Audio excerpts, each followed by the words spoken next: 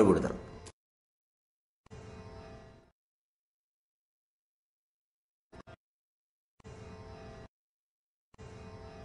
ఎందుకంటే ఈయన సామాన్యుడు కాదు, పూర్వజన్మలో గొప్ప విలుకాడు. రహస్యం త్వరలో విడతారు. ఆ విద్య దొరికి నేర్చుకున్నాడు ఆయన. విలువిద్య ఇప్పుడు కొత్తగా నేర్చుకోవాలా, కానీ కొత్తగా నేర్చుకున్నట్టు కనపడాలి కదా. లేకపోతే తల్లిదండ్రులు ఏమనుకుంటారు, వీడు ఏదో విచిత్రంగా ఉన్నాడు, వీడికి దిష్టి తీయాలి ఆయన కొబ్బరికాయలు కొట్టేస్తారు, బుర్ర పగిలిపోతుంది. ఈ పూర్వజన్మ రహస్యాలు తెలియవు. వీడు ఏదో అయిపోయిందని ఎక్కడైనా తాయెత్తు కట్టిద్దామా, వైద్యం చేయిద్దామా ఇలా ఆలోచిస్తారు. అందుకని పూర్వజన్మలో వీడు మహానుభావుడు తెలుసుకోలేరండి, అజ్ఞానం. యశోద ఏం చేసిందండి కృష్ణుణ్ణి, బండి వచ్చిందిరా, బండి కింద 2 నెలల బిడ్డ పడుకున్నట్ట, బండిలో తాపుతానట ఎడంకాలతో, కుడికాయలు కూడా కాదు, వాళ్ళు ఎవరి కుడికాయలు అక్కల ఎడంకాలు చాలు. అది ఎగిరి ఆకాశంలోకి ఎగిరింది, కింద పడింది, బండి ముక్కలైంది. రాక్షసుడు కనపడుతున్నాడు. గోపకులంతా చూశారమ్మ బాబు, కృష్ణుడు దేవుడు అనుకున్నారు. యశోద ఏమనుకుంది, ఆయన వచ్చిన నోట్లో వెలుచుకుంటాను, నాకు అందమ్మా చనిపోలాన్ని అని అడిగిన. అప్పుడు యశోద ఏమనుకుంది, అబ్బే నా బిడ్డకి ఏం తెలియదు, ఏదో పొరపాటున బండి గాలికి ఎగిరి ఉంటుంది, కింద పడిపోయి ఉంటుంది. ఈ రాక్షసుడు ఏమో వాడేవాడు, నాకు ఎందుకు వచ్చింది, అనవసరంగా ధూళి గాలి సోకి నా బిడ్డకి ఏమైనా అవుతుందేమో అని మిరపకాయలు ఉప్పు పెట్టి ఇలా 3 సార్లు తిప్పేసింది. కృష్ణుడు నవ్వుకున్నాడు, ఎందుకని ఆయనకి ఆ ప్రేమ కావాలి. ఆయన దేవుడని తెలిసిందనుకోండి కొబ్బరికాయ కొట్టేస్తుంది, ప్రేమించదు. భగవంతుడికి ప్రేమ కావాలి, పూజ కాదు. పూజలో కూడా ప్రేమ ఉండాలి, అప్పుడే పూజను స్వీకరిస్తాడు. నువ్వు ఆర్భాటంగా పూజ చేయడం కాదు, ప్రేమించి పూజ చేయి. ప్రేమని పూజగా భావించు, పూజని ప్రేమగా భావించు, అప్పుడు భగవంతుడు దర్శనమిస్తాడు. అందుకని విలువిద్యలో ఇతను చిన్నప్పటి నుంచే పూర్వజన్మలోనే అన్నీ నేర్చేసుకున్నాడేమో అన్నంత ప్రావీణ్యం ప్రదర్శితుడు. కొంచెపు వింటి బ్రద్ద బరిగోలలుగై కొని విద్య నేర్పే విధానం చూడండి. మరోసారి చెబుతున్నాడు. ఒక చిన్న విల్లు ఇచ్చాట, బొమ్మ విల్లు. ఎందుకంటే పెద్ద విల్లు ఇచ్చి పెద్ద బాణాలు ఇస్తే మనుషుల మీద వేసేస్తాడు. చిన్నపిల్లాడు తెలియదు కదా, చిన్నపిల్లాడికి తుపాకులు ఇవ్వడానికి ఇదేం అమెరికా కాదు కదండి, ఆంధ్రదేశం. అమెరికాలో అయితే ఇచ్చేస్తారు. వాడు క్లాసులోకి వెళ్ళి టపటపా కాల్ చేస్తే ఏంటంటే by mistake I should dead అంటాడు. నీ బంద బై మిస్టేక్ అంటే 16 ప్రాణాలు పోతే. ఎందుకని లైసెన్స్ అండి, పిల్లాడికి స్వేచ్ఛ ఉందండి. పిల్లాడికి స్వేచ్ఛ ఏమిటండి, గోమె కొట్టేవాళ్ళు లేక. చిన్నపిల్లాడికి స్వేచ్ఛ ఏమిటండి, స్వేచ్ఛ అంటే ఏమిటో అర్థం తెలియదు. చాకింద చావత్తు ఉంటుందని తెలియదు వాడికి, ఆ ఒత్తికి ఒత్తి పెట్టడం తెలియదు, వాడికి స్వేచ్ఛ ఇస్తారు మీరు. అలాగని నీకు స్వేచ్ఛ ఇవ్వం, చంపేస్తాం అనకూడదు. ఆ విషయం వాడితో ఎందుకంటే చెప్పడం, నాన్న నువ్వు హాయిగా ఆడుకో అని వేసేస్తాడు. చిన్నపిల్లాడు తెలియదు కదా, చిన్నపిల్లాడికి తుపాకులు ఇవ్వడానికి ఇదేం అమెరికా కాదు కదండి, ఆంధ్రదేశం. అమెరికాలో అయితే ఇచ్చేస్తారు. వాడు క్లాసులోకి వెళ్ళి టపటపా కాల్ చేస్తే ఏంటంటే by mistake I should dead అంటాడు. నీ బంద బై మిస్టేక్ అంటే 16 ప్రాణాలు పోతే. ఎందుకని లైసెన్స్ అండి, పిల్లాడికి స్వేచ్ఛ ఉందండి. పిల్లాడికి స్వేచ్ఛ ఏమిటండి, గోమె కొట్టేవాళ్ళు లేక. చిన్నపిల్లాడికి స్వేచ్ఛ ఏమిటండి, స్వేచ్ఛ అంటే ఏమిటో అర్థం తెలియదు. చాకింద చావత్తు ఉంటుందని తెలియదు వాడికి, ఆ ఒత్తికి ఒత్తి పెట్టడం తెలియదు, వాడికి స్వేచ్ఛ ఇస్తారు మీరు. అలాగని నీకు స్వేచ్ఛ ఇవ్వం, చంపేస్తాం అనకూడదు. ఆ విషయం వాడితో ఎందుకని చెప్పడం, నాన్న నువ్వు హాయిగా ఆడుకో అని వాడిని వదిలేసి మనం వెనకాల కనిపెడుతూ ఉండాలి. చిన్నపిల్లాడి స్వేచ్ఛ అంటే అది. మనం వెనకాల కనిపెట్టండి, వాడికి అపకారం జరగకుండా, వాడు ఎవరికి అపకారం చేయకుండా. 2 చూడాలిగా. అందుకని మా పిల్లల్ని మేము స్వేచ్ఛగా వదిలేస్తామండి. స్వేచ్ఛగా పోతారు, ఇక రారు ఇంటికి, సముద్రంలోకి పోతారు, మళ్ళీ రారు. స్వేచ్ఛగా వదిలేయకూడదు. స్వేచ్ఛగా వదిలి వెనకాల నువ్వు వెళ్ళాలి, తప్పదు. ఆ స్వేచ్ఛ, ఆ విల్లు, బొమ్మ విల్లు ఇచ్చారు.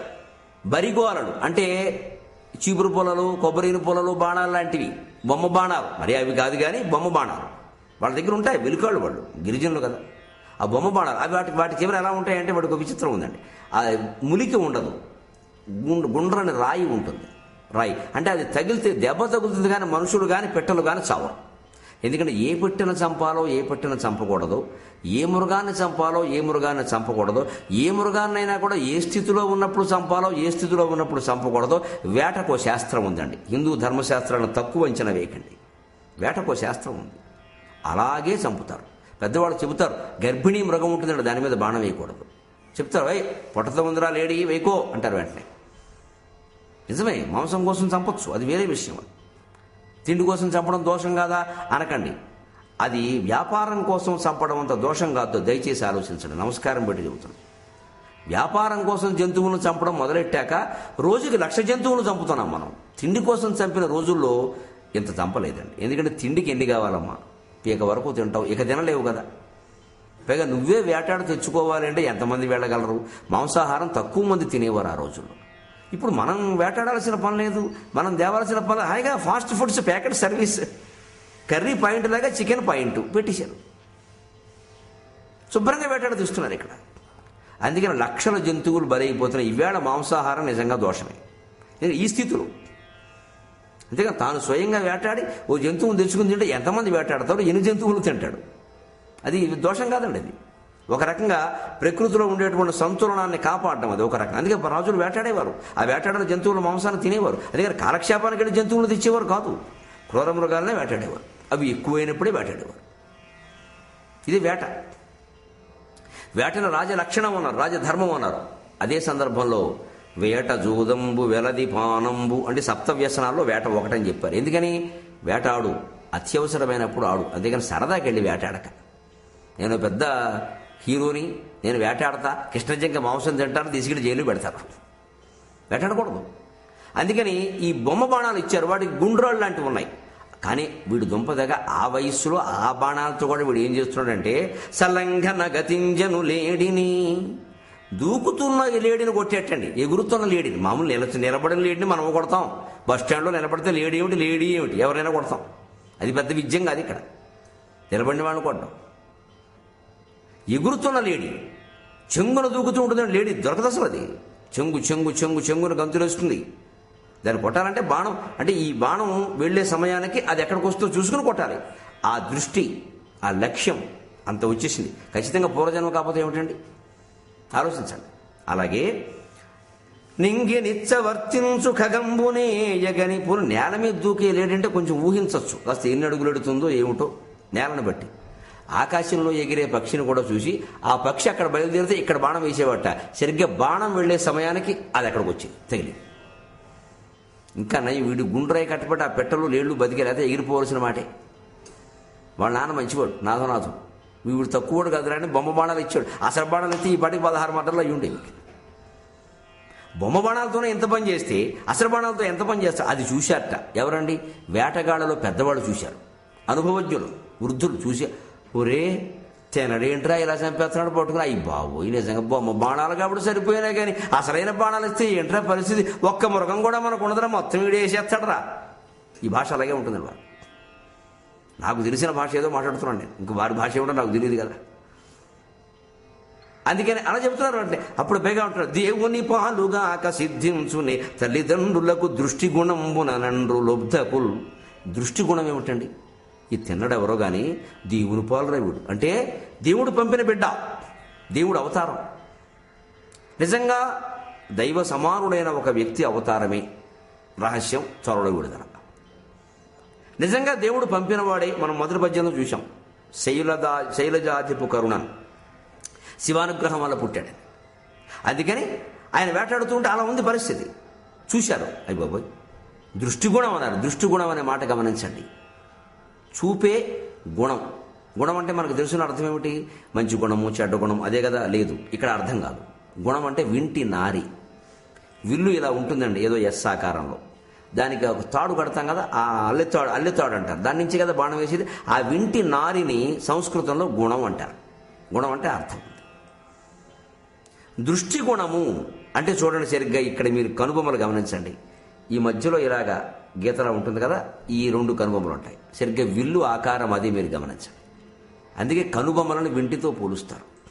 ఈ రెండు వింటికి ఈవతలు ఉండే 2 భాగాలు, మధ్యలో విల్లు పట్టుకునే చోటు, అంతే కదా. అటువంటిప్పుడు ఏమవుతుందంటే ఈ దృష్టి ఇది వింటి నారవుతుంది. దీని నుంచి వెలువడే చూపులు ఉన్నాయి, అవి బాణాలు అవుతాయి. ఇంక చెప్పాలా వేరే? అది మన పూర్వ కవుల యొక్క కావ్య వర్ణన ఎంత అద్భుతంగా చెప్పారండి. సహజం, మనకు తెలియట్లా. ఎవరి చూపులైనా బాణాలే, ఎవరి దృష్టి అయినా వింటినారే, ఎవరి కనుబొమ్మలైనా ధనుస్సే. ఇది ఎవరినో వర్ణించడం ఎందుకని శంకరాచార్య స్వామి సౌందర్యలహరిలో సాక్షాత్తు అమ్మవారిని వర్ణించారు. అలాగా భ్రూభంగ భువనే భువన భయభంగ వ్యసనిని అనే రకమైన శ్లోకాలు చెబుతారు. మనకి సంక్షిప్త సమయం కాబట్టి మనం చెప్పుకోలేకపోతున్నాం, కానీ ఆయన శ్లోకాలు చెబుతారు. అమ్మవారిని ఎందుకు వర్ణించారు? అమ్మవారి యొక్క స్వరూపమే కదా మనమంతా. అమ్మవారి కనులు, చూపులు, బాణాలు అంటే మళ్ళీ నీ చూపులు అవేం చెప్పక్కల. అమ్మవారి నుంచి పుట్టినవాడువేనయ్యా మహానుభావ, నువ్వు వేరే ఎక్కడ పుట్టావు? అంత జగత్తంతా ఉన్నది ఒకటే శక్తి, ఆ శక్తి నుంచే మనం పుట్టాం. అందుకని దృష్టి గుణం అంటే ఇక్కడ ఇంకో మామూలు అర్థం. చూపు సాల్ట్ అండి అతనికి. సాధారణంగా ఆ లక్ష్యం ఇవాళ అభినవ్ బింద్రా షూటింగ్లో 108 ఏళ్ల తర్వాత వ్యక్తిగత స్వర్ణ పతకం సాధించాక 28 ఏళ్ల తర్వాత అసలు భారతదేశానికి మళ్లీ స్వర్ణ పథకం సాధించాక మనం ఒక విషయాన్ని గమనించాలి. ఈ తిన్నడ కథ చెప్పుకుంటాం. బాణం వేసేవాడు లేకపోతే తుపాకీ పెట్టి గురి ఏదో ఇలా చూసి చూసి చూసి ఇలా చూస్తాడు, చాలాసేపు చూస్తాడు. అతనికి సమయం ఇస్తారు ఒలింపిక్స్లో అయితే. నేను సాయంత్రం వరకు చూస్తానంటే కుదరదు, ఇక వీడు చూస్తే వాడు కూర్చుంటాడు. కానీ ప్రాక్టీస్లో సమయం ఉండదండి. చూడు, ఒక అరగంట చూడంటారు. ఈ అరగంట కాదు 6 గంటలు చూసినా ఒకడికి ఏం తెలియదు. వెనకడికి ఆ చెట్టు మీద ఒక పక్షిని పెట్టి ద్రోణాచార్యులు శిష్యులందరినీ కొట్టమన్నట్ట. దుర్యోధనుడు పిలిచట్ట, ఏం కనపడుతుంది అన్నట్ట. పెట్టగన గోదావరి గట్టుంది, ఈ గట్టు మీద చెట్టుంది, ఈ చెట్టు మీద పెట్టుంది అని మొదలెట్టేట. నేను నువ్వు పనికిరావు, విడివిద్యకు పొమ్మన్నట్ట. ఇన్నుంటే నువ్వు కొట్టలేవు అబ్బాయి అన్నాడు.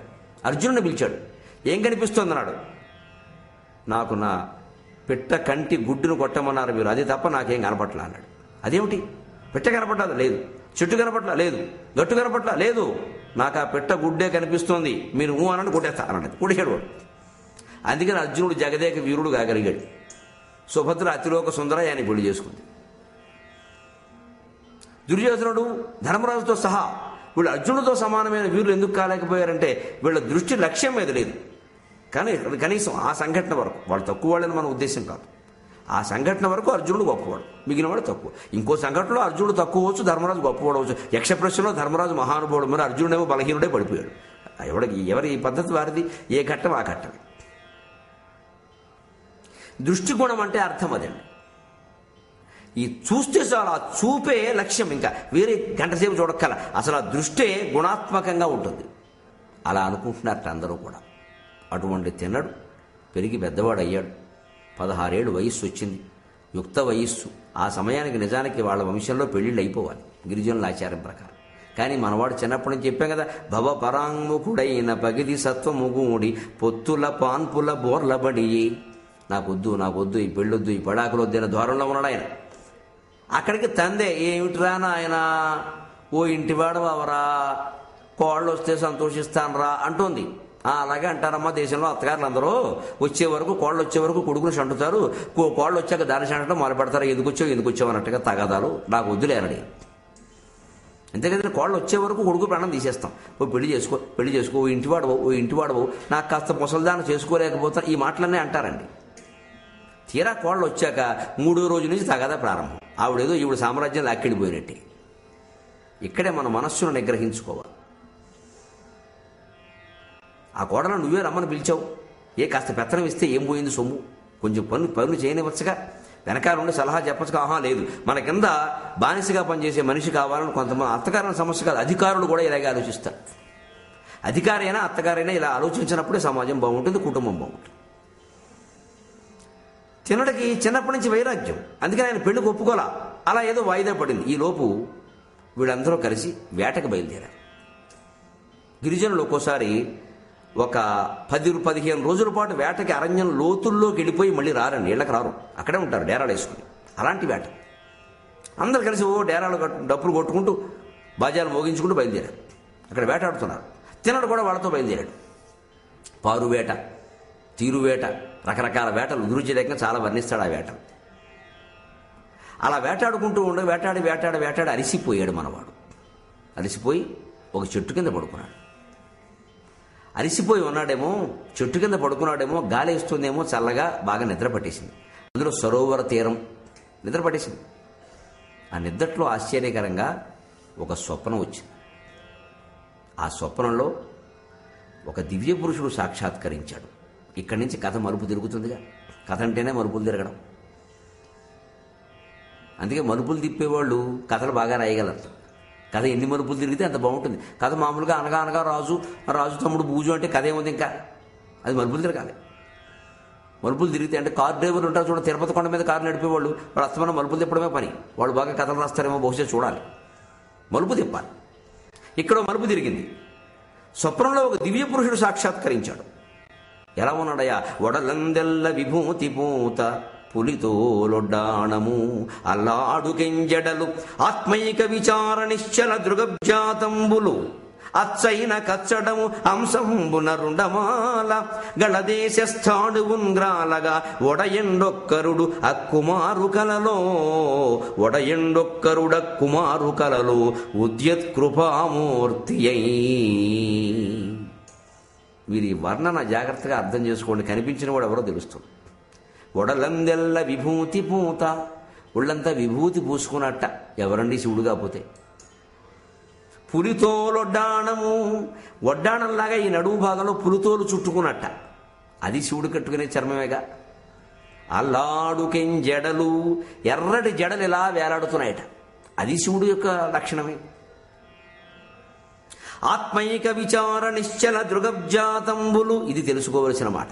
ధ్యాన మార్గంలో ఉన్న వాళ్ళం అందరం కూడా ఆత్మ ఏక విచార నిశ్చల దృక్ అబ్జాతంబులు. దృగబ్జాతంబులు అంటే చూపులు అనే పద్మాలు. అవి నిశ్చలంగా ఉన్నాయి. ఎందులో నిశ్చలంగా ఉన్నాయి? ఆత్మైక విచార. ఆత్మవిచారం చేయడంలో చూపులు నిశ్చలమైన పద్మాల్లో ఉన్నాయి. అసలు పద్మాలు నిశ్చలంగా ఉండవు. సరోవరంలో గాలికి కెరటాలు కదులుతూ ఉంటాయి, కెరటాలకి పద్మాలు కదులుతాయి. కానీ ఉంచదలుచుకుంటే ఉంటాయి. మన చూపులు నిశ్చలం చేయొచ్చు.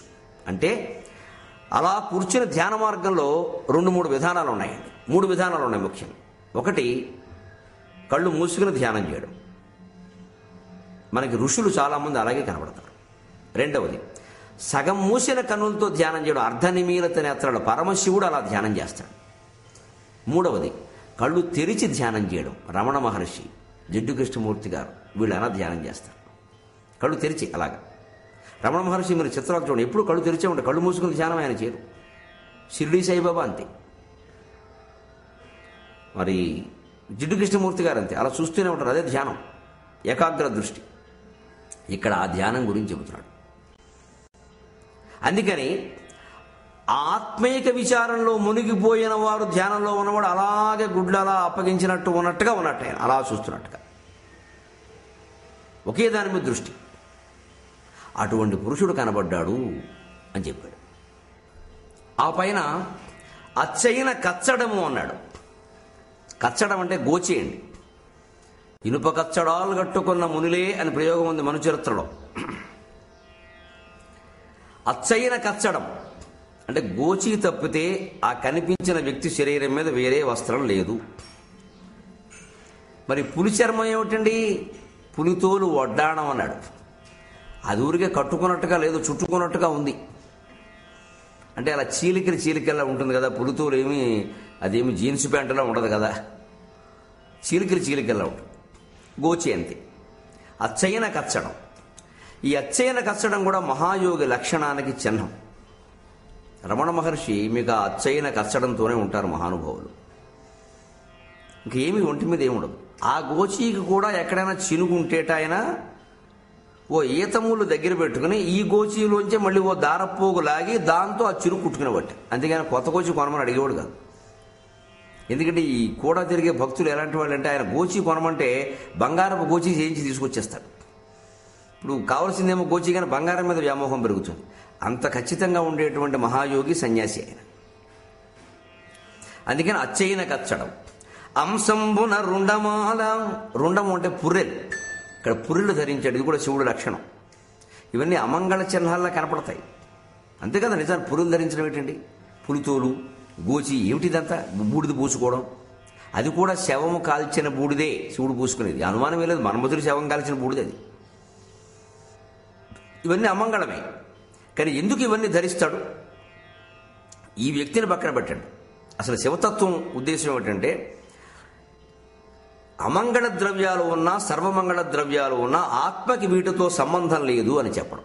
మీరు గమనించండి, విష్ణుమూర్తి వైకుంఠంలో సర్వమంగళ ద్రవ్యాలన్నీ ఉంటాయి. క్షీరోదన్వత్ ప్రదేశే శుచిమణి విలసత్సైకతే మౌక్తికానాం మాలాకృప్తాసనస్థ స్ఫటికమణి నిభైర్మౌక్తికైర్మండితాంగ శుభ్రైరభ్రైరదభ్రైరుపరి విరచితైర్ముక్త పీయూష వర్షై ఆనందీ న పునీయాత్ అరినళిన గదా శంఖపాణిర్ముకుందగా. పాల సముద్రంట, శ్వేత ద్వీపంట, వైకుంఠంట, తెల్లటి ఆదిశేషుడు పానుపుట, ఆ పైన ముత్యాల వానట, ఆయన మెడల నిండా ముత్యాల హారాలట. ఇంతటి తెలుపులో నల్లటి విష్ణుమూర్తి, లక్ష్మీదేవి. ఇందులో అమంగళ ద్రవ్యం ఒక్కటి ఉందా అండి? లేదు. సర్వమంగళ ద్రవ్యాల చుట్టూ ఉన్నటువంటి ఆత్మయోగి ఆయన, అమంగళ ద్రవ్యాల చుట్టూ ఉన్నటువంటి ఆత్మయోగి శివుడు. ఇదే తేడా. ఈ కాలంలో చెప్పుకోవాలంటే షిరిడీ సాయిది శివతత్వం, సత్యసాయిది విష్ణుతత్వం. పుట్టపర్తిలో సమస్త భోగాలు ఉంటాయి, కానీ స్వామి ఆత్మవిచారంలోనే ఉంటారు. ఎప్పుడు కూడా ఇలా అలా అంటూ ఉంటారు అంతే. సంగీతం వింటున్నా అంతే, సాహిత్యం వింటున్నా అంతే. ఆత్మధ్యానం అది. షిరిడీ సాయి ఎప్పుడు ఇలా కూర్చుని అలా నిశ్చలంగా చూస్తారు. అదే ఆత్మీయ విచారం. మరి ఆయన దగ్గర ఏముండదు, చినిగిపోయిన చొక్కా, ఇటక ముక్క, అది కూడా ఎప్పుడో 3 నెలల బట్టి తొడుగుతున్న కఫ్ని, అది ఆ 3 నెలలు అయ్యాక దునిలో వారేసేవాటి, మళ్ళీ ఇంకోటి తొడుక్కునేవాటి 3 నెలలు ఏకంగా. అలాగని మనం ఇప్పుడు జీన్స్ ప్యాంట్ వేసేవాడు అందులో షిరిడీ సాయి అనడానికి వీళ్ళు. మేము 3 నెలలు తొడుగుతామండి, దునిలో వెయ్యంగానే అలా తొడుగుతామండి చెరక్కోయకి పెట్టి. అంటే నాయన ఇది షిరిడీ సాయి కాదు నాయన, అదంతే మన దౌర్భాగ్యం. ఇది తత్వం. తెలిసి చేయడం ఏ పనైనా, తెలియకుండా ఏదో చేయడం కాదు. ఈ త్యాగయోగం కారణంగా శివుడు అమంగళ ద్రవ్యాలు కావాలని చేరుస్తాడు ఆయన. అందుకనే పూరేల మాల. లేకపోతే శివుడు తలుచుకుంటే ఆయనకి దండలు లోటు ఏమిటండి? గణదేశ స్థాణువు. ఈ మెళ్ళలో స్థాణువు అంటే శివలింగం అన్నమాట. శివుడి ప్రతిమ. శివుడికి రూపం కాదు, లింగం. శివుడికి ప్రతిమగా లింగమే ఎందుకండి? సృష్టికి ప్రారంభంలో ఈ మొట్టమొదటి బయలుదేరినటువంటి విరాట్ రూపం యొక్క రూపం లింగం, శివలింగ రూపం. అందుకే శివరాత్రి కథలో బ్రహ్మ విష్ణువు నేను ముందు అనుకుంటే మధ్యలోంచి ఓ లింగం పుట్టుకొస్తుంది. మీకంటే నేను ముందు రా అబ్బాయి అని. ముందు లింగ రూపాన్ని ధరించింది, తరువాత మిగిలిన రూపాలు ధరించింది. అదే లింగమనే సూక్ష్మం అని అంటారు. ఆ లింగమే అన్నిటికీ మూలం. స్త్రీలింగం పుల్లింగం భేదాలే కదండి సృష్టికి మూలం అంతా. ఈ లింగ రూపాన్ని ధరించి ఆ లింగాన్ని మెళ్ళలో కట్టుకుని ఉన్నాడు. అంటే శివయోగి అనుకుందాం కాసేపు. మన కథ మొదట్లో ఓ శివయోగి వచ్చాడు, ఆయన శివుడే అని తెలుసుకున్నాం. ఈయన శివుడే. ఇది ఆయన యొక్క ఒడయండొక్కరుడు. ఆ కుమారు కలలో ఉద్యత్ కృపామూర్తి అయి, ఈ బాలుని యొక్క 16-17 ఏళ్ళు కూడా లేని ఈ బాలుని కలలో మహత్తరమైన దయతో ఇలా అనుగ్రహిస్తూ కనబడ్డాట. ఒడలం దెల్ల విభూతి పూత పులితోలొడ్డాణము అల్లాడు కెంజడలు ఆత్మైక విచార నిశ్చల దృగబ్జాతంబులు అచ్చైన కచ్చడము అంశంబున రుండమాల గళదేశ స్థాణువున్గ్రాలగా ఒడయండొక్కరుడు అక్కుమారు కలలో ఉద్యత్కృపామూర్తి. ఇలా కనిపించేసరికి ఠక్కుమని మెళుకొచ్చిందండి. చిత్రం. మెళుకు వచ్చేసరికి మాయమయ్యాడు. ఇదేమిటిది?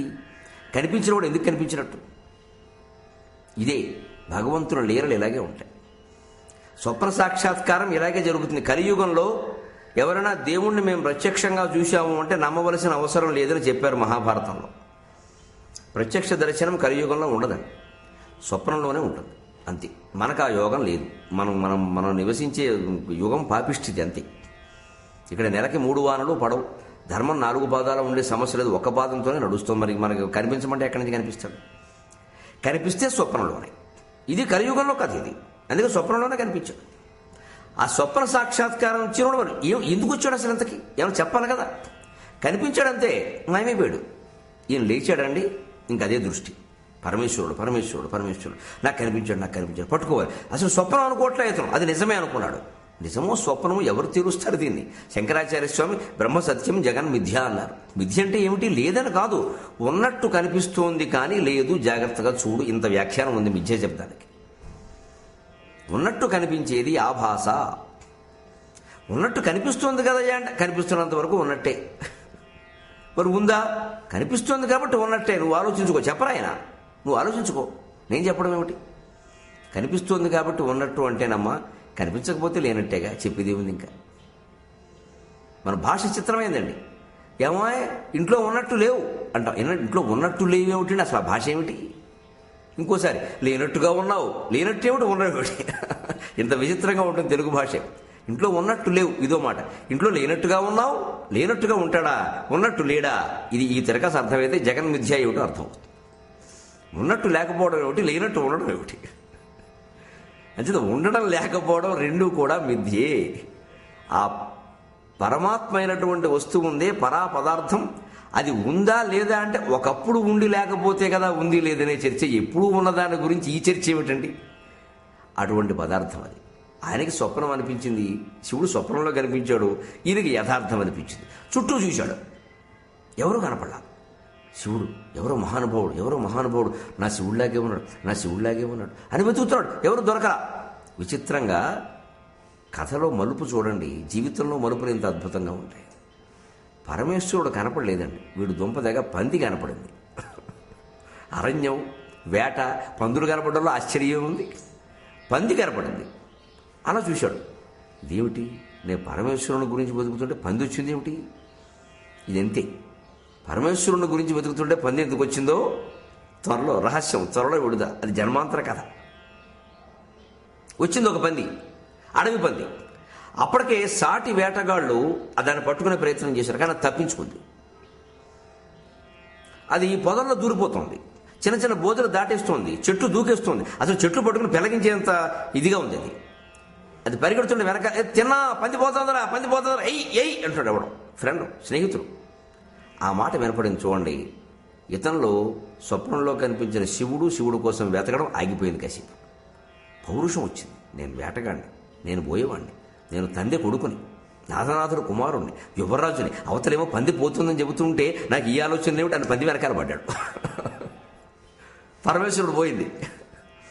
జవముప్పందన వెంటనంటిదరుమన్ సంవర్ధిత శ్రాంతిని ఉద్దవిడింబారగలేని చందమున శంతంజేరగా నుంచి ఏయ విచారింపగ దూటి దాటుకొని తన్నాశాశలంద్రిప్పి పాశ విముక్తుండగు యోగి భావన ఎదురుచ్ఛావృత్తి వర్తింపుచు. ఎంత విచిత్రంగా దూర్జటి వర్ణన చేశాడు చూడండి. మహానుభావుడైన కవిమ్మ ఎన్ని పాదాభివందనాలు చేసినా సరిపోదు ఈ కవులకి. ఏమి కవిత్వం ఇది! మామూలు వాళ్ళు రాయగలరు అసలు. పందిట పరమయోగిలా ఉంది. పంది పరమయోగిలా ఉండడం ఏంటండి? పందికి పరమహంసకి పోలిక. అదే రావణాసురుడు స్తోత్రంలో ఉంటుందండి.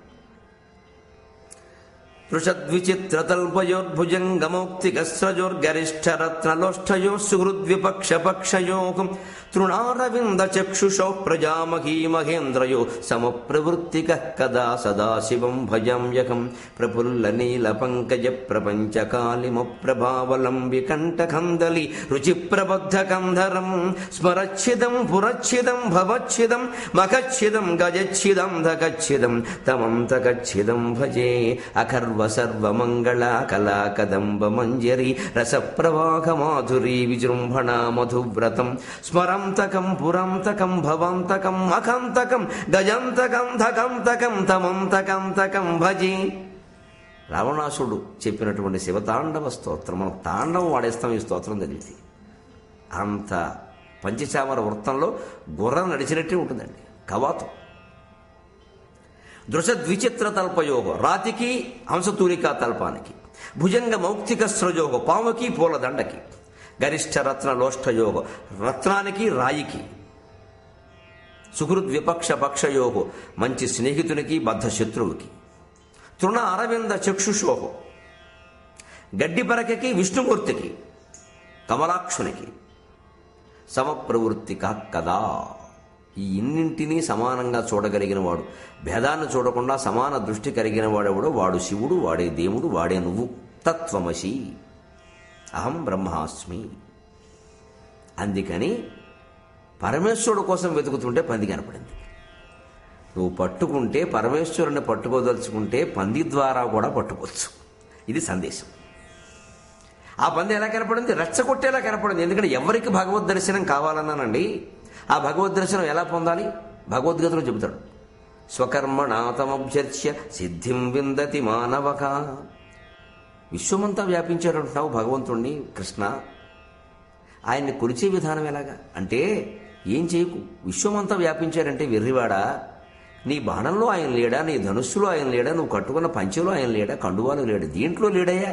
ఎక్కడికో వెళ్ళి ఆరాధన చేద్దామంటామేమిటి? ఇవి దేవుడు కాదు. ఈ అందంలో దేవుడు లేడు, ఈ అంచులో. ఇగో ఈ డిజైన్ అని బాగుండా చూడు, దాన్ని భగవత్ స్వరూపంగా చూడు. పంచె అంచు ఏమిటో ఎప్పుడు ఎరుపంచే ఆకుపచ్చ ఉంచుంటే అనుకోక. ఎరుపంచు దేవుడే, ఆకుపచ్చ అంచు దేవుడే. ఇవాళ ఎరుపంచుకు సంతోషపడితే రేపు ఆకుపచ్చ అంచుతో ఇంకోటి ఎవడో ఓ మంచి పెడతాడు కట్టుకు. అందుకని ఆకుపచ్చ అంచు కోసం భిక్షా పరివేసుకుని బయలుదేరక మట్టి అయిపోతాం. ఈ కోరికలు వద్దు, ఉన్నదాన్ని ఆనందించు, పరమేశ్వర స్వరూపంగా గుర్తించు. అందుకని పందిని పట్టుకున్నా చాలు, పరమేశ్వరుడు కనపడతాడు. అందుకే ఆ పంది ఎలా చేసింది? స్వకర్మణ, నీ వృత్తితోనే నువ్వు భగవంతుడిని ఆరాధించమన్నారు. ఈయన వృత్తి ఏమిటండి? వేట. అందుకని అతనిలో ఉండే వేటాడే గుణాన్ని పరమేశ్వరుడు పంది రూపంలో వచ్చి రెచ్చగొట్టాడు. పంది రూపంలోనే ఎందుకు వచ్చాడయా? అది జన్మాంతర రహస్యం, త్వరలో విడదాం. జవమొప్పందన వింట నండిదరుమన్, పరిగెత్తుకుంటూ వచ్చి ఈయన కాళ్ళ మధ్యలో దూరి వెళ్ళిపోయిందండి. పౌరుషం వస్తుంది వాడికి, వేటగాడికి. ఇప్పుడు నా కాళ్ళ మధ్యలోంచి ఒక పంది వెళితే నాకు పౌరుషం రాదు, నేను పండితుడిని, వేటగాడిని కాదు. మీరు అంటున్నారు కాబట్టి పండితుడిని, లేకపోతే నాకు నమ్మకం లేదంత. నాకు అనిపించదండి, అది నా పని కాదు. కానీ వేటగాడికి నా కళలోంచి వెళ్ళిపోతుందా? కానీ నాకెప్పుడు పౌరుషం వస్తుందండి? ఒక శ్లోకానికో పద్యానికో ఎవరైనా అర్థం అడిగితే నేను చెప్పలేకపోతే నాకు పౌరుషం వస్తుంది. శ్లోకం సంగతి తెలుసుకున్నాకే అన్నం తింటా. వేటగాడికి ఎప్పుడు పౌరుషం వస్తుంది? పంది సంగతి తెలుసుకున్నాక కూడా అన్నం తింటాడు. అందుకే పరమేశ్వరుడు పంది రూపంలో వాడు రెచ్చగొట్టాడు, పద్యం రూపంలో మన రెచ్చగొడతాడు. పద్యము పంది కూడా పరమేశ్వరుడు, తెలుసుకోవలసిన విషయం. అది సందర్భం వచ్చింది కూడా చెబుతున్నాను. వేగంతో పరిగెడుతోందట. తన వెంటనంటి దరుమన్, దాన్ని చూశాడు. వెంటనే పరమేశ్వరుని వదిలేశాడు, పందిని పట్టుకున్నాడు. వాడి ఎక్కడ పోతాం, ఎక్కడ పోతాం, ఎక్కడ పోతాం? అగో మా వాళ్ళు అరుస్తున్నారు, కొడతా అని బాణం ఇలా పట్టుకుని ధనుసు పట్టుకుని చూస్తున్నాడు. అలాగ సంవర్ధిత శ్రాంతిని. ఇతను పరిగెట్టినంత వేగంగా పంది పరిగెట్టలేకపోయిందండి. అది పరిగెట్టి అరిసిపోయి ఉద్దబిడిన్ బారగలేని చందమున చెంతం చేరగా నిలిచి, ఆ పొదల్లో దూరి, చెట్ల పక్కన దూరి, గుట్టల మించి దూకేసి, బోధులు దాటేసి దాని ఇష్టం వచ్చినట్టు తిరుగుతోంది. అది ఒక బారుగా పరిగెడితే వేటగాడు బాణం వేయడం సులభంగా ఉంటుంది. ఎందుకంటే పరిగెట్టి నుంచి వేసేస్తాడు. ఈ ఎగిరే లేడినిను, దూకే లేడిని, ఎగిరే పక్షిని చంపిన వాడికి ఇది పెద్ద విషయం కాదు, వేసేస్తాడు. కానీ అది అలా చేయట్లా, అది మొత్తం ప్రదక్షిణాలు చేస్తుంది. ఓసారి దక్షిణావర్తం, ఓసారి వామావర్తం, దాని ఇష్టం వచ్చినట్టు తిరుగుతుంది. అటువంటి దాన్ని బాణం వేసి చంపడం కష్టం. ఎందుకంటే బాణం తిన్నగా వెళుతుంది కానీ వంకరగా వెళ్ళదుగా. ఇది ఇబ్బంది పందిని వేటాడడంలో. అందుకే మహారాజులు పందిని వేటాడుతూనే అలసిపోతారు, అప్పుడే దారి తప్పుతారు. సింహాన్ని వేటాడుతూ అలిసిపోరు, ఎందుకంటే కాసేపటికి సింహం వారిని వేటాడుతుంది. గొడవ లేదు. ఇంకా పంది అంటే అది చావదు, వీడు చంపదు, వచ్చిన గొడవ అది. అందుకని దాని వెనకాల పరిగెట్టాడు. అది అలిసిపోయింది. కాసేపటికి అలా నిలబడింది. అమ్మ ఇప్పుడు వేసేద్దాం, ఏ విచారించిన దూటి దాటుకొని, ఇప్పుడు దొరికింది. ఇలా చూస్తే మళ్ళీ దూకింది. ఇటు దొరకదు, ఉండదు, ఇదేమిటిది? ఏడిపించుకు తింటోంది. ఆ ఏడిపించుకు తిన్న కొద్దీ పట్టుదల పెరుగుతుంది మనిషికి. విజయం సాధించడం అంటే అదే. పని కానప్పుడు నీ పట్టుదల పెరగాలి. పోన్లే కాలేదు కదా వదిలేద్దాం అనుకుంటున్నావు అనమాట, నువ్వు విఫలమైపోతావు. ఎందుకు అవ్వదు చూస్తాను, నా వల్ల ఎందుకు అవ్వదు అని సర్వశక్తియుక్తుల్ని దాని మీద ప్రయోగిస్తే అది అవుతుంది. అది కాకపోయినా ఈశ్వర దర్శనం అవుతుంది. పని తత్వం అంతా తెలుస్తుంది, ఏం పర్వాలేదు. అగ్రహారం పోతే పోయింది, కానీ యాక్ట్ అర్థమైంది అన్నట్టు వెనకడకో బ్రాహ్మడు ఉన్న అగ్రహారం పోయిందిలే కోర్టులో. కానీ 20 ఏళ్ళు తిరిగాడు కోర్టు చుట్టూ. అసలు యాక్ట్ అంటే ఏమిటో, చట్టం అంటే ఏమిటో, అందులో ఎన్ని ఉంటాయో, లొసుగులు ఏముంటాయో అర్థమైంది. అది పోన్లే, చట్టం అర్థమైందిగా, ఇంకోసారి జాగ్రత్త కాపాడుకుంటాం. ఇది తేడా. అది దాటుకుపోయింది. అది అప్పుడు చూడండి, ఇంతవరకు 3 పాదాలు మామూలుగా రాశాడు. దూర్జటి కవిత్వంలో ప్రత్యేకత నేను గతంలో కూడా మనం చేశాను. 2 వాక్యాలు మామూలుగా రాస్తారండి, లౌకికం. 3వది ఖచ్చితంగా పారలౌకికం. ఈయన కవిత్వంలో అది ప్రత్యేకత. అసలు ఈ 2 పంది వెళ్ళడం, దూటడం, దాటుకోవడం వ్యవహారాలు. 3వ పాయింట్ దగ్గరకు వచ్చేసరికి ఏమంటున్నాడయ్యా? అతన్ ఆశాశలంద్రిప్పి పాశ విముక్తుండగు యోగి భావన. ఒక్కసారిగా పంది పరమహంస అయిపోయింది. తనని ఆశాశలలో తిప్పుతోందట. ఆశ. ఏమిటి ఈ అత్వసంధిలో విశేషం అంటే? దొరుకుతుందిలే అని ఆశ మీద ఆశ. చిన్ని ఆశ కాదు, ఇది పెద్ద ఆశ. తిరుగుతున్నాడు. ఇక్కడ మరో అర్థం ఏంటండి? అసలు జీవితంలో మనం ఈ సంచారం చేయడానికి ఆశలే కారణం. కోరికలు లేనివాడు ఏం తిరుగుతాడు, ఎక్కడ తిరుగుతాడు? ఆశ అనేది విచిత్రమైన పాశం. ఆశానామ పనుష్యాణం కాచిద ఆశ్చర్య శృంఖల యయాబద్ధ ప్రధావంతి ముక్తాస్తిష్టంతి పంగువతు. ఆశ ఒక పాశం అంటే తాడు కదా, కానీ విచిత్రమైన పాశం అంట. వెంత పాశం అన్నాడు. వెంత పాశం ఏమిటి అంటే, ఎవరైనా తాడుతో కట్టేస్తే వాళ్ళు ఒక చోట ఉంటారు, తాడు తీసేస్తే తిరుగుతారు, అంతే కదా బంధ విముక్తుడు. కానీ ఆశాపాశం ఎటువంటిది అంటే, దీని దుంపదగా ఆశాపాశం చేత బంధితుడైన వాడు దేశమంతా తిరుగుతాడు, ఆశలు తీర్చుకుంది. ఆ ఆశాపాశం నుంచి విముక్తుడైన వాడు ఒక మహర్షిలాగా, కంచి పరమాచార్యలాగా, రమణ మహర్షిలాగా, శృంగేరి భారతీ తీర్థస్వామిలాగా ఒక్కచోట కూర్చుని తీవ్రమైన జపం చేస్తాడు. ఆశలు లేవు వారికి, మహానుభావులు. ఇది తేడా. ఈ పంది ఇప్పుడు ఆశ పుట్టించింది. అందుకే ఆశాశలంద్రిప్ప పాశ విముక్తుండగు యోగి భావన. వీడిని తిప్పుతూ తాను మాత్రం పాశ విముక్తుడు, బంధాలు తీసేసిన యోగిలాగా తిరుగుతుందట. బంధాలు లేని యోగి తిరగడు, నిజానికి కూర్చుంటాడు తప్ప. కానీ ఈయన ఎందుకు తిరుగుతున్నాడు? ఈయన తిప్పాలి. ఈయన తీసుకెళ్లే చోటుకి తీసుకెళ్ళాలి కదా, అందుకు అలా వెళ్ళాడు.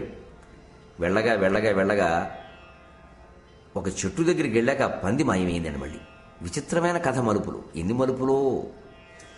ఇవన్నీ ఈశ్వరుని తలపులు. ఆ తలపులన్నీ మలుపులుగా మారుతున్నాయి. పంది మాయమైంది. అరే మొరట్టుండి పోయిందిరా, పందిదర అని చూస్తున్నాడు. ఇంతట్లో ఆశ్చర్యకరంగా అక్కడ ఒక దృశ్యం. సంతోషంబున కంచె తిన్నడు సమస్త వ్యాపకానంత వేదాంత స్థాపిత చిన్మయాంగము అవిద్యాధ్వాంత సంతాన సంక్రాంత స్వాంత జంతు సుఖ మార్గ ప్రాపకాభంగ రుక్కాంతాపాంగము దివ్యలింగము వివిక్త ధ్యేయ నిర్లింగము. నమ పార్వతీపతయే హర హర మహాదేవ శంభో.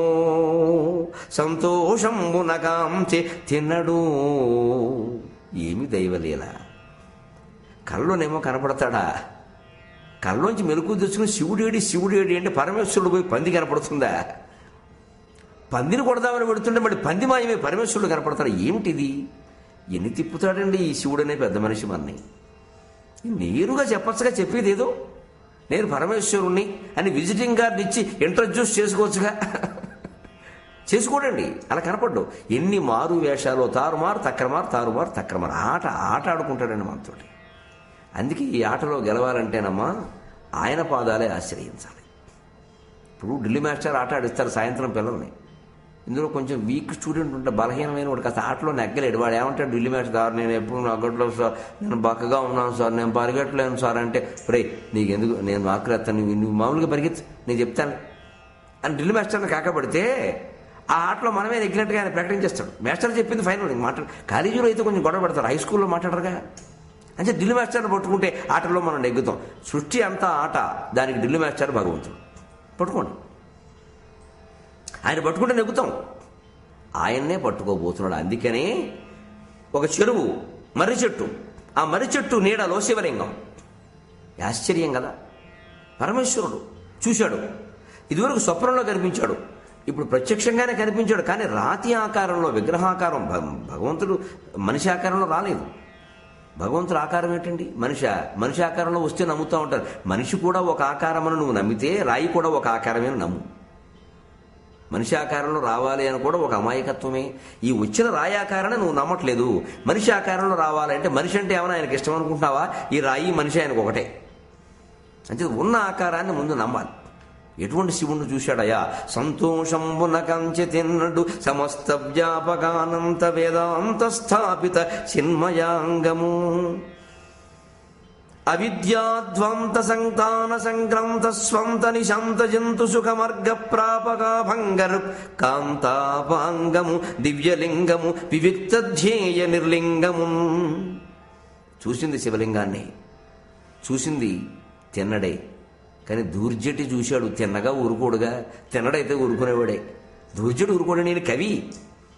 ఆ శివలింగాన్ని ఎంత అద్భుతంగా వర్ణిస్తున్నాడు. సమస్త వ్యాపక వేదాంత వ్యాపిత చిన్మయ వేదాంత స్థాపిత చిన్మయాంగము.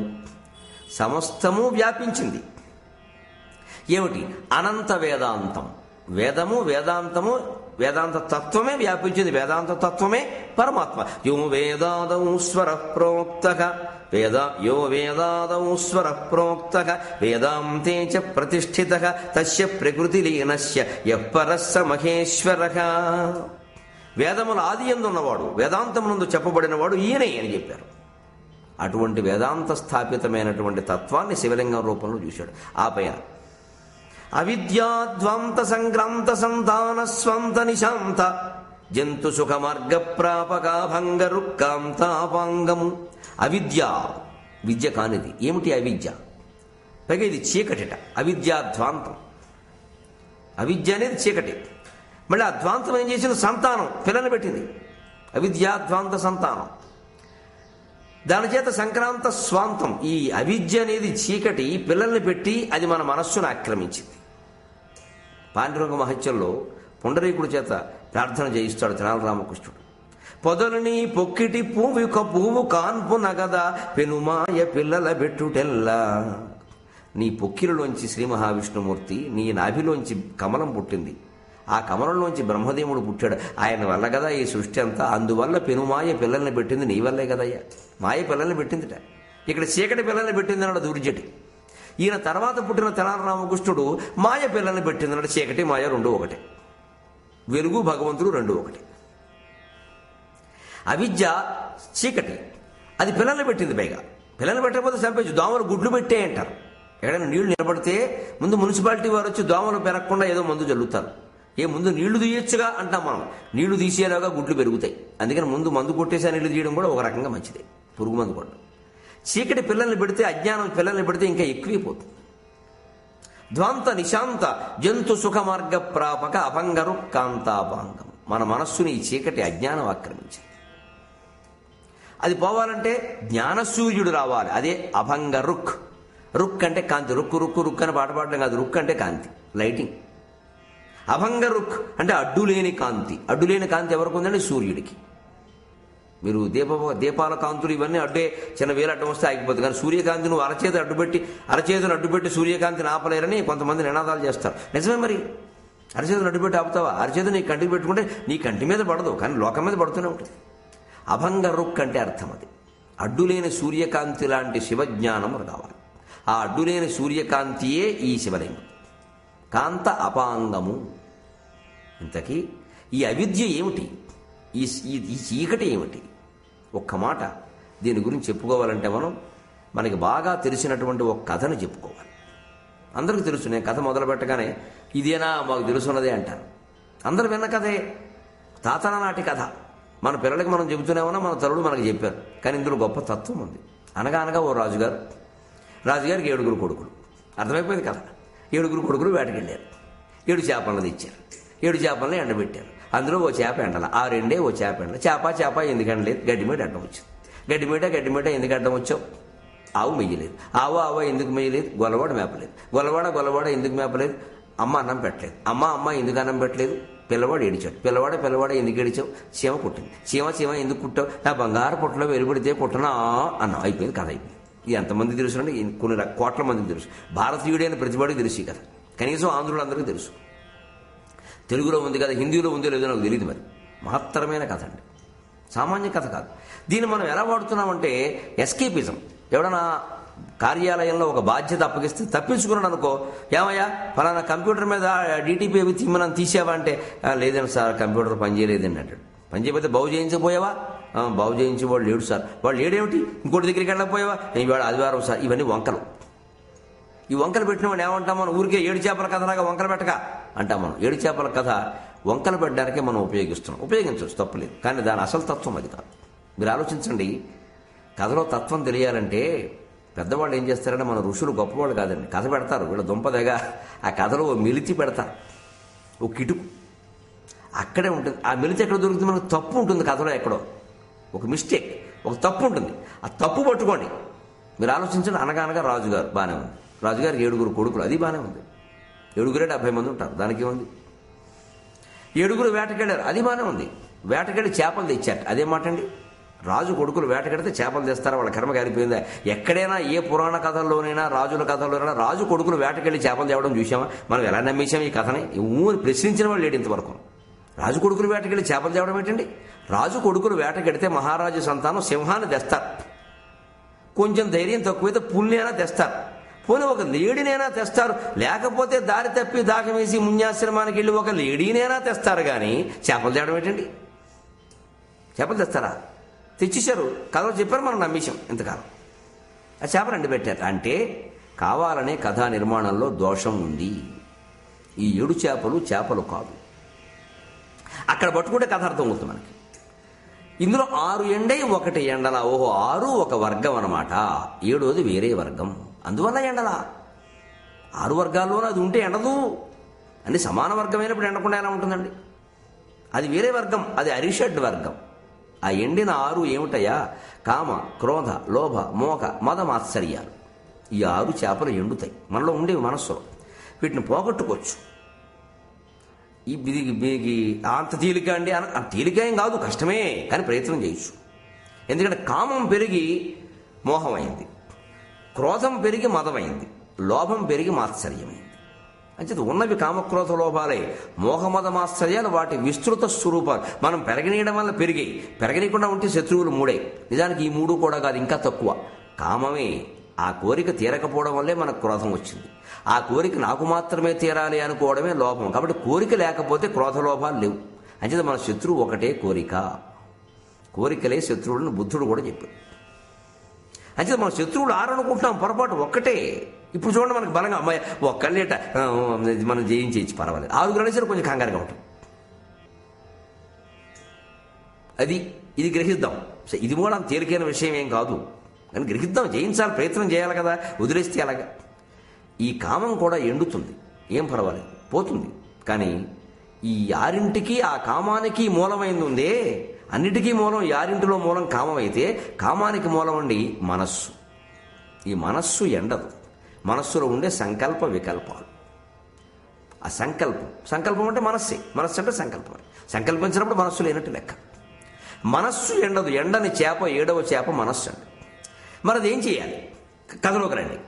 7వ చేప ఎందుకు ఎండల? గడిమడి అడ్డం వచ్చింది. మనస్సా ఎందుకు ఎండలేదు? ఎందుకు నశించలేదు? అజ్ఞానం అడ్డం వచ్చింది. గడ్డిమడి అంటే అజ్ఞానానికి ప్రతీక. ఎందుకని మన మనస్సులో ఉండే అజ్ఞానం, ఇక్కడ ఈయన అవిద్యాద్వాంత సంతానం అన్నాడు ఏకంగా. అవిద్య, అజ్ఞానం, చీకటి, అది పిల్లలను కూడా పెట్టేసింది అన్నాడు. అంటే మరి గడ్డి పరకైతే పర్వాలేదు, తీసేయచ్చు. గడ్డి మోపైతే మోసేయచ్చు సాయం అడిగి. గడ్డి మేటైతే ఏం చేస్తావు? ఎక్కడి నుంచి మోస్తావు? ఎక్కడి నుంచి తీస్తావు? పైగా పిల్లలు పెట్టేసింది అది. గడ్డి పరకలు ఎలాగా? మేటు. అంచేతనే అజ్ఞానం అనే గడ్డిమేట అడ్డం వచ్చింది. గడ్డిమేట అడ్డం వస్తే చేప ఎండదు, అజ్ఞానం అడ్డం వస్తే మనస్సు పోదు. సరే, మళ్ళీ కథలో కడదాం. గడ్డిమేట ఎందుకు అడ్డం వచ్చావు? ఆవు మెయ్యల. అజ్ఞానమా ఎందుకు అలా ఉండిపోయావు? జ్ఞానం అనే ఆవు వచ్చి మెయ్యలేదు, అందుకని అజ్ఞానం ఇలా ఉండిపోయింది. అజ్ఞానం అనే గడ్డిమేటు నశించాలంటే ఏం చేయాలండి? ఒక 100 ఆవులు వచ్చి మెయ్యాలి. వేస్తే గడ్డిమేటు తగ్గిపోతుంది. ఇంకో ఉపాయం ఉంది, సుఖమైంది. ఒక అగ్గిపుల్ల గీస్తే మొత్తం పోతుంది. మళ్ళీ ఆవులు ఎందుకు, చావులు లేనిపోను గొడవ? ఒక అగ్గిపుల్ల. అదే జ్ఞానాగ్నిదగ్ధ కర్మాణం అన్నాడు భగవంతుడు భగవద్గీతలో. ఇక్కడ ఆవులతో చెప్పాడు. ఆవు జ్ఞానానికి ప్రత్యేక. మన సంస్కృతిలో గోవుని గోదేవత, గోమాత అంటాం మనం. ఆవు జ్ఞానానికి ప్రత్యేక. అంచేత 100 ఆవులు వచ్చి మేస్తే గడ్డిమేటు తగ్గిపోతుంది. అజ్ఞానం వస్తే అజ్ఞానం పోతుంది. అందుకే జ్ఞానం సూర్యుడు, అజ్ఞానం చీకటి. అందుకే అవిద్య ధ్వాంతం అన్నాడు. ధ్వాంతం అంటే చీకటి.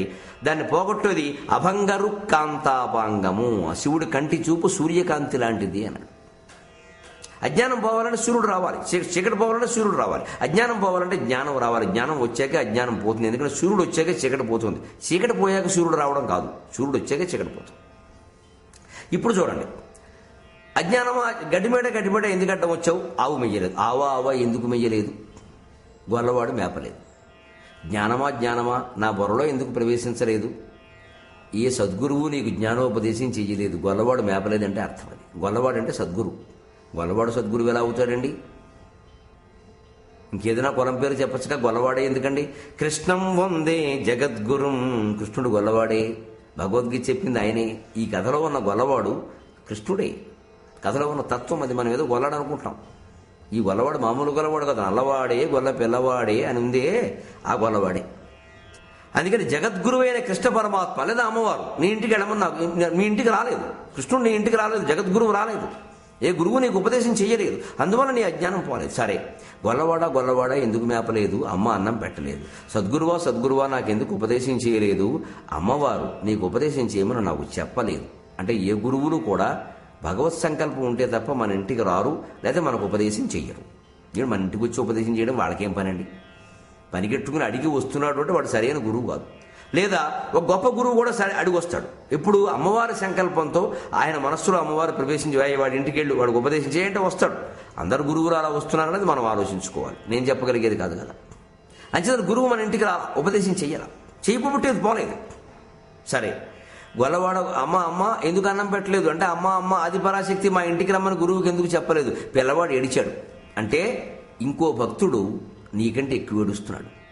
వాడిని ముందు ఉపదేశం చేసి వాడికి ఈ గురువును వాళ్ళ ఇంటికి పంపుతా. నువ్వు బాగా ఏడిచిన్నాడు నీ ఇంటికి పంపుతా అంటే గురువు అప్పుడే వస్తారండి.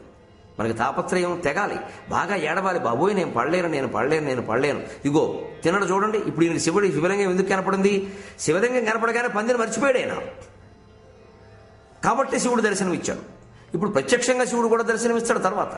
ఎందుకంటే శివలింగాన్ని పట్టుకుని ఏడుస్తాడు. మరి అది తేడా. అంత తాపత్రయం ఉండాలి. పంది కనపడగానే పరమేశ్వరుని మర్చిపోతే పరమేశ్వరుడు కనపడ్డావు. పందిని పట్టుకుని వచ్చాడు, పరమేశ్వరుడు కనపడగానే ఇప్పుడు పందిని మర్చిపోయాడు. ఇక పరమేశ్వరునే పట్టుకుంటాడు. ఇక అతని కథ మారిపోయింది. ఇంతకుముందు వేట పందుల మీద ఉన్నంత వరకు పరమేశ్వరుడు కనిపించిన పరమేశ్వరుడు మాయమయ్యాడు. ఇప్పుడు పరమేశ్వరుడు మీద దృష్టి పడ్డాక ఇక పందులు ఉండవు, సందులు ఉండవు, పరమేశ్వరుడే ఉంటాడు. ఆ దృష్టి అలా మళ్ళా అది పిల్లవాడు ఏడిచాడండి. సరే అంటే ఇంకో పిల్లవాడు నీకంటే ఎక్కువ ఏడుస్తున్నాడు, అందువల్ల ఆయన కరుణించి. ఇది మనకు ప్రత్యక్షమైన ఉదాహరణ. షిరిడీ సాయిబాబా తనకి 80 ఏళ్ళు సుమారుగా వయస్సు వచ్చిన తర్వాత ఒక రోజున తన భక్తుడు మహాల్సాపతిని పిలిచి, నేను పరమపదించదలుచుకున్నానయ్యా, నేను వెళ్ళిపోతాను, ఇంకా నా అవతారం అయిపోయింది, కానీ 3 రోజుల్లో ఈ శరీరాన్ని కాపాడను, 3 రోజుల పాటు నేను తిరిగి వస్తే అది అలా ఉండని, నేను వస్తాను, లేకపోతే మాత్రం ఫలానా చోట దీన్ని అంత్యక్రియలు నిర్వర్తించమని చెప్పారు. బాబా గురుచరిత్రలో ఒక చోట ఉంటుంది. వెళ్ళాడు. మహాల్సాపతి బాధపడ్డాడు, కానీ ఆశ్చర్యించాడు. మరి గురుగారు చెప్పినట్టు చేయాలి కదా, చేశాడు. ఆశ్చర్యకరంగా ఆనందదాయకంగా బాబా తిరిగి వచ్చాడు. 1883 ఆగస్టు 13 ప్రాంతాల్లో జరిగింది. ఇంకో చరిత్ర చెబుతాను నేను, 2 చరిత్రలు చూసుకుంటే తేదీలు సరిపోతాయి. తిరిగి వచ్చాడు. మహాల్సాపతి ఆనందించాడు. చాలా ఆనందంగా ఉంది బాబా నాకు, కానీ ఒక సందేహం, మీరు రానని చెప్పారు కదా, ఎందుకు వచ్చారు, నాకు సందేహం తీర్చాడు, నాకు ఆనందంగానే ఉంది, మీరు రావడం నాకేం ఇబ్బంది కాదు అంటే చెప్పాడు. బెంగాల్లో ఒక భక్తుడు నాకంటే ఎక్కువ తాపత్రయపడుతున్నాడు రా, ఆయన అనుగ్రహించింది అమ్మవారు, నన్ను కొంతకాలం ఉండమంది ఇక్కడ. ఎవరా భక్తుడు? రామకృష్ణ పరమహంస. మీరు తేదీలు తిరగేసుకోండి, సరిగ్గా ఆ తేదీల్లోనే ఆయన పరమపదించారు. ఆయన ఈ లోకంలో ఉండేటువంటి వీటికి తాపత్రయాలకి తట్టుకోలేక నాకు వద్దు, నేను నీలో కలిసిపోతా అన్నాడు. ఆయన కలిపేసుకుంది అమ్మవారు. బాబా గారిని కొద్ది కాలం ఆగమంది, ఎవరు లేకపోతే భారతదేశం ఏమైపోతుందా, నువ్వు కొంతకాలం ఉండబోయా, నీ ఇల్లు బంగారం కదా అని ఆపింది. ఇదే పిల్లవాడు ఏడవడం అంటే. ఈ పిల్లవాడి కంటే ఆ పిల్లవాడు ఎక్కువ ఏడిచాడు, అందుకని ఆయన అనుగ్రహించింది. పిల్లవాడా ఎందుకు ఏడిచావు, చీమ కుట్టింది. ఓహో, ఫలానా భక్తుడా నువ్వెందుకంత గోల పెట్టావు, నన్ను సంసారం అనే చీమ బాగా కుట్టిందయ్యా, ఏం చేయమంటావు అన్నాడు. చీమ ఎందుకు కుట్టావు, నా బంగారు పుట్టలో వేలు పెడితే కుట్టనా, ఓ సంసారమా ఎందుకంత గట్టిగా బాధ పెట్టావు, నేను మట్టి పుట్టనురా, నువ్వు బంగారం పుట్టనుకుని ఇందులో దిగావు, వద్దంటే జీవితం మొదలెట్టావు, వద్దంటే పెళ్లి చేసుకున్నావు, వద్దంటే పెళ్ళనగల అన్నీ వద్దంటే చేసావురా, మరి నువ్వు వద్దంటేనే పోతానే ఇలాగే పట్టుకుంటాను. తాపత్రయం పెంచుకున్నాం కదా. ఇప్పుడు మనం ఒక్కళ్ళ ఒంటికే ఏక్ నిరంజన్ అని అలా ఉండేవాళ్ళం, పెళ్లి చేసుకున్నాం. ఆడ మగ అందరూ కూడా, ఇందులో ఆడాళ్ళు అనక్కర్లేదండి, వారు చేసుకుని మనతో బాధలు పడ్డల్లా, ఇద్దరును దో సుఖీ, ఇద్దరు పర్వాలేదు బే. అక్కడి నుంచి పిల్లలు కానీ తీని గడబెట్టి చారు చెట్ పంచి పట్టపట్ అయిపోయిందిగా, ఇంకేమిటి. ఇదే అజ్ఞానం. మట్టి పుట్ట. ఎవరి జీవితమైనా లోకమంతా మట్టి పుట్టే, చివరికి మట్టి కింద పొరలుగా పొడులుగా రాలిపోవలసింది. ఇది బంగారు పుట్ట అనుకుని దిగాం ఇందులోకి. ఇప్పుడు చేయవలసింది ఏమిటయా, పుట్టలో వేలెట్టాం మనం పొరపాటు. ఆ వేలు తీసుకోవాలి కానీ ఇంకో 2-3 వేలు ఎట్టి కెరక్కూడదు. అలా కెరికితే పుట్ట లోపల ఎక్కడో ముడుచుకుని పడుకున్న పాము ఉంటుంది, అది బయటకు వచ్చి వేలుని కాటేస్తుంది, ఇక పోతాం, ఇక ఉండవు. అంచేత కెరక్కుండా జాగ్రత్తగా ఏదో చేసాము, ఒక పొరపాటు, జీవితంలో ప్రవేశించడమే పొరపాటు. ఇంకంతే దాన్ని నెమ్మదిగా మన బాధ్యతలు వదిలించుకుని ఉర్వారుకమి భవంధనాన్ మృత్యోర్ముక్షీయమామృతాత్, దోసపండు తీగ నుంచి తొలగినట్టుగా మచ్చ కూడా లేకుండా తెలియకుండా మనం తొలగిపోవాలి జీవితం నుంచి నెమ్మదిగా. ఇది కథ. 7 చేపల కథ రహస్యం ఇది. అజ్ఞానాన్ని పోగొట్టుకోవాలంటే ఈ కథ తత్వాన్ని తెలుసుకోవాలి. అటువంటి అజ్ఞానం అనే చీకట్టి పోగొట్టగలిగిన జ్ఞాన సూర్యుని కిరణాల వంటి కృపా కటాక్షములు కలిగిన పరమేశ్వరుని శివలింగాన్ని, దివ్యలింగాన్ని చూశాడు ఆయన. వివిక్త ధ్యేయ నిర్లింగమున్, ఏకాంతంగా ధ్యానం చేయదగినటువంటి రూపం. పరమేశ్వర ధ్యానం ఎప్పుడు ఏకాంతంగా చెయ్యాలయ్యా. అంతేగాని అబిడ్సి జంక్షన్లో కూర్చుని నేను పరమేశ్వరుని ధ్యానం చేస్తాను బయ్యమని మోగుతుంటే పూరిచోడు వచ్చి లేపేస్తాడు ముందు అక్కడి నుంచి. లేవరా, నువ్వు అడ్డంగా ఉన్నావని.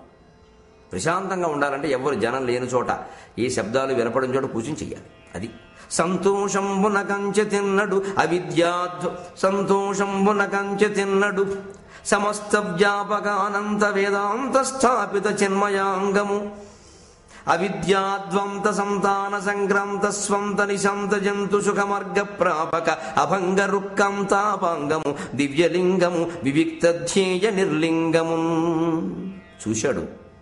అలా ఉండిపోయాడు. ఇంకా ఆశ్చర్యపడ్డాడు.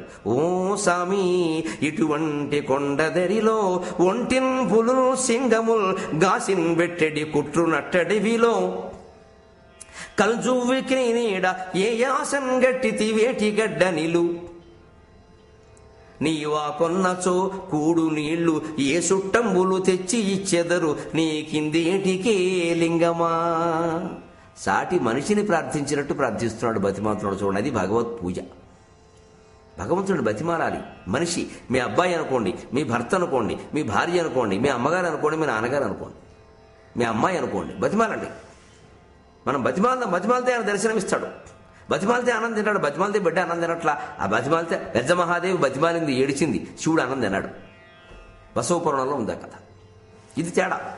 అందుకని బతిమాలదు. ఓ స్వామి ఇటువంటి కొండదరిలో ఏమిటయ్యా, ఈ కొండ తీరంలో కట్టేమిటయ్యా, కొండ పక్కనే ఇక్కడ ఇల్లు కట్టుకున్నావు, కొండదరిలో ఒంటిన్ పులులు సింగములు గాసిన్ పెట్టేడు కుట్టు నట్టడివిలో. ఇక్కడ ఏమి ఏదైనా ఉద్యానవనం అనుకుంటూ తాజ్మహల్ ఇదేమన్నా, లేదా మెయిన్ రోడ్డా? పుల్లు సింహాలు ఉంటాయి బాబు, నీకు తెలియదు బాబు, నాకు తెలుసు, మేము రోజు తిరుగుతాం అక్కడ. వచ్చాయి నాతో వచ్చి ఇక్కడ ఉండకో. ఒక మామూలు మనిషితో మాట్లాడినట్టే. కల్జువ్వికి నేను ఈడ అడవి రావి చెట్టు. కల్జువ్వి అంటే అడవిలో పెరిగే రావి చెట్టు. గంగరావి వేరు, అడవి రావి వేరు, గుడి దగ్గర రావి చెట్టు వేరు. ఈ తేడాలు ఉన్నాయి. ఈ అడవిలో రావి చెట్టు కింద కూర్చున్నావేట వెర్రేళ్ళగా. ఏ యాసం గట్టిది వేటిగట్ట నీళ్ళు, ఏటిగట్టు మీద ఇల్లు కట్టుకున్నావు. పైగా ఏరు ప్రవాహం పెరిగితే గట్టు కొట్టుకుపోతుంది, గట్టు కోసుకుపోతే నీ ఆకారం కూడా అందులోకి వెళ్ళిపోతుంది. ఏమైపోతావు? బలివాడివే. ఇలాగ మామూలు మనిషితో మాట్లాడినట్టే. ఇంకోటి, నీవు ఆకొన్నచో ఒకవేళ నీకు ఆకలి అయితే కూడు నీళ్లు ఏ చుట్టంబులు తెచ్చి ఇచ్చేదరు. ఎవరో చుట్టాలా పక్కాలా, ఎవరు వస్తారాయా నీకు? ఎందుకు ఇస్తారాయా? ఇక ఆకలి ఇస్తే అన్నం పెట్టాలా, దాహం వేస్తే కాస్త మంచినీళ్ళు ఇవ్వాలా, పాలు దాకాలనిపిస్తే పాలు ఇవ్వాలా, ఎవరిస్తారయ్యా? నీకు ఇందేటికే లింగమా, ఇక్కడ ఎందుకు ఉంటావయ్యా అంటే శివుడు కరిగిపోడండి. నిజంగా ఈ భాషకి, ఈ భావనకి మీరు ఆలోచించిన దూర్జుడు ఎంత చక్కని పద్యం రాశాడో గిరిజనుల భాషలో రాశాడు. నేను మామూలుగా చదివితే ఇదేదో భాష అనిపించింది. గిరిజనుల భాషలో చదవచ్చుది, గిరిజనుల పద్ధతిలో. ఓ స్వామి ఇటువంటి కొండదరిలో ఒంటిన్ బులులు సింగములు గాసిన్ బెడ్చెట్టు కూర్చుని అట్టడివిలో కల్జువ్వికి నీడ ఏ యాసంగట్టిది వేటిగడ్డ నీళ్ళు. నీవు ఆకొన్నచో కూడు నీళ్లు ఏ చుట్టంబులు తెచ్చిపెట్టేదరు నీకిందిటికే లింగమా అంటే గిరిజన భాష. సరిగ్గా గిరిజనులు మాట్లాడుకునే భాషలో పద్యం రాశారండి బ్రాహ్మణుడు, పండితుడు. ఎక్కడైనా కులభేదాలు ఉన్నాయా మనకు? అసలు అనవసరంగా తెచ్చిపెడుతున్నారు. కానీ అగ్రవర్ణాలని, దళితులని, గొడవలని, దిష్టి బొమ్మలని, దహనాలని, ఏమిటిది? ఎక్కడైనా ఉన్నాయా అసలు సాహిత్యంలో? ఇవి తత్వంలో ఎక్కడా లేవు. ఒక బ్రాహ్మణుడు గిరిజనుల భాషలో పద్యం, పైగా స్పష్టమైన ఉదాహరణ, ప్రాస, సకార ప్రాస. నీళ్ళు ఏ చుట్టంబులు, ఏ బ్రాహ్మణుడు కూడా చుట్టం అంటాడు, చుట్టం అంటాడు. గిరిజనుడే చుట్టం అంటాడు. అలా చూడక అంటారు చదువుకున్న వాళ్ళు, అలా చూడకోయ్ అంటారు. తేడా ఉంది. మా భాష గొప్పదని వాదించేయకూడదు. మనకి పలకడం చేత కానప్పుడు పలకడం నేర్చుకోవాలి తప్ప మీరేం పండితులు, మేం మాట్లాడింది సరైంది, మా భాషే పుస్తకాల్లో కూడా అంటే నీకు పలకడం చేత కాదు, మళ్ళీ దీని పుస్తకాల్లో పెడితే అందరం నాశనం అవుతారు. పలకడం నేర్చుకో. గిరిజనులు మనం అనడానికి లేదు, వారి పద్ధతి అది. వారు చదువుకోవడం కూడా ఎందుకంటే వారు ఎంత గొప్పవాళ్ళు మనం ఇందాక చెప్పుకున్నాం. బ్రాహ్మణుల కంటే గొప్పవారు. వారి నాగరికత, వారి వారి వారి మహాయోగ మనస్తత్వం అంతా మొదటి పద్యంలో చెప్పుకునే మొదలుపెట్టింది. ఇది ఆ మాటకి శివుడు కరగడు. ఇంకో మాట, ఇల్లో ముంగిలియో అనుంగు చెలులో ఈడైన చుట్టంబులో ఇల్లాలో కొడుకో తరింపవశమే ఏ పోడు ముల్లేక మా పల్లెన్ కోరిన వెళ్ళనుంగలవు తెప్పల్గాగా నీకిచ్చేదన్ చెల్లంబో ఇటనుంటి నుండక అటవిచ్చే ఎంగదే లింగమా. ఇలా బతిమతుడు ఏమయ్యా ఎంతసేపటికి రాలా? ఇల్లా ముంగిలియో, ఇల్లా వాకిలా, ఓ ఇందిరమ్మ ఇల్లేరా లేదే నీకు ఇక్కడ ఈ అడవిలో, ఎందుకు ఇక్కడ వచ్చాయి? అనుంగు చెరువులో పని ఆడుకుందుకు స్నేహితులు ఉన్నారు నాకు. ఇప్పుడు పిల్లలు ఎలా ఉంటారంటే ఇల్లు వాకిలే ఎక్కల, ఫ్రెండ్స్ ఉంటే చాలు వెళ్ళిపోతారు, బయటికి రారు. పోనీ ఏమైనా స్నేహితులు ఉన్నారా? వాళ్ళు లేరయ్యే. ఈడైన చుట్టంబులో పోనీ ఈడైన చుట్టాల్లో కూడా నీ ఈడు వాళ్ళు ఉంటే ఆడుకుందుకు సుఖంగా ఉంటుంది, మాట్లాడుకుందుకు. ఇప్పుడు 70 ఏళ్ళ వాళ్ళు 70 ఏళ్ళ వాళ్ళతో మాట్లాడతారు. 7 ఏళ్ల పిల్లలు 7 ఏళ్ల పిల్లలతో ఆడుకుంటారు, సహజం కదా అది. ఏజ్ గ్యాప్ అండి అంటూ ఉంటారు, కుదరకపోతే. ఏజ్ గ్యాప్ లేకపోతే సుఖంగా ఉంటుంది.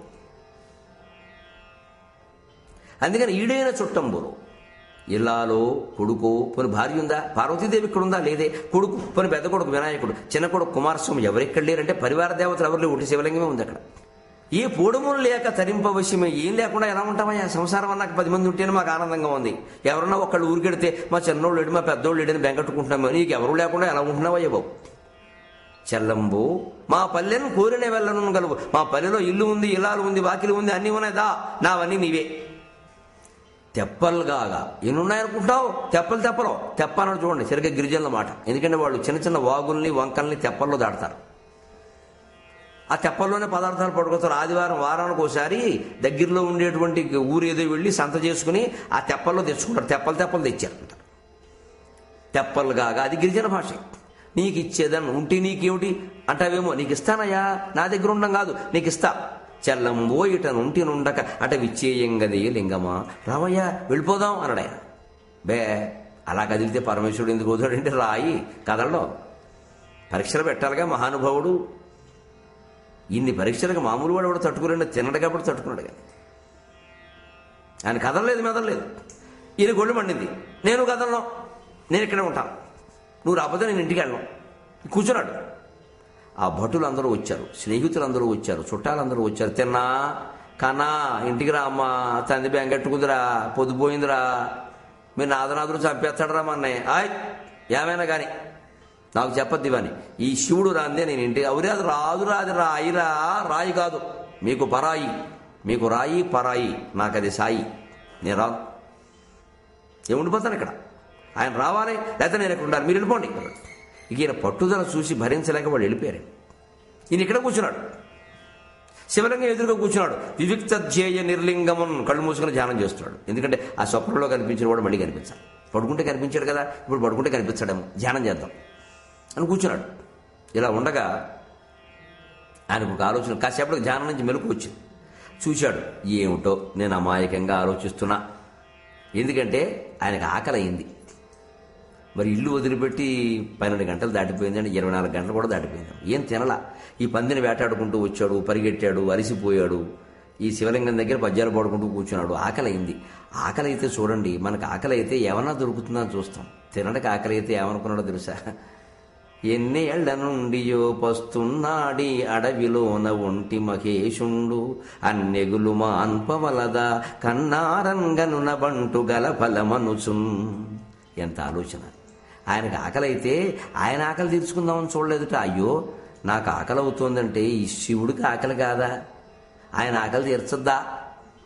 ఆయన ఆకలి తీర్చే కదా నా ఆకలి.